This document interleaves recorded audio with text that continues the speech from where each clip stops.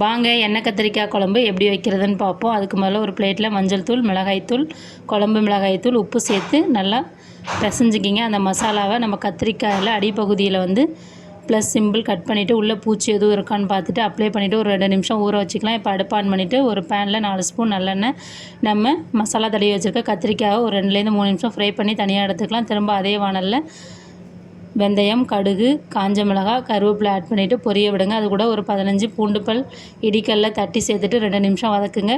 20லேருந்து 25 சின்ன வெங்காயம் இடிக்கல்ல தட்டிட்டு ஆட் பண்ணிவிட்டு அதையும் 2 நிமிஷம் வதக்குங்க. 2 தக்காளி, சுவைக்கேற்ப உப்பு, மஞ்சள் தூள் சேர்த்து நல்லா வதக்குங்க. ஜீரகம் 1 டீஸ்பூன் ஆட் பண்ணிக்கிங்க. அந்த ஃப்ளேவர் சூப்பராக இருக்கும். 2 ஸ்பூன் குழம்பு மிளகாய்த்தூள், 1 ஸ்பூன் மிளகாய்த்தூள் ஆட் பண்ணிவிட்டு பச்சை வாசனை போகிற வரையும் வதக்கிட்டு இப்போ நம்ம எண்ணெயில் வதக்கி வச்சுருக்க எண்ணெய் கத்திரிக்காய் ஆட் பண்ணி 2 நிமிஷம் வதக்கிட்டு புளி கரைசல் சேர்த்துருக்குங்க. தேவையான அளவு தண்ணி ஊற்றிட்டு 10 நிமிஷம் அடுப்பை சிம்மில் வச்சு கொதிக்க வச்சுட்டு பெருங்காயத்தூள், கொத்தமல்லி இலைகள் தூவி இறக்கணும். சூப்பரான எண்ணெய் கத்திரிக்காய் குழம்பு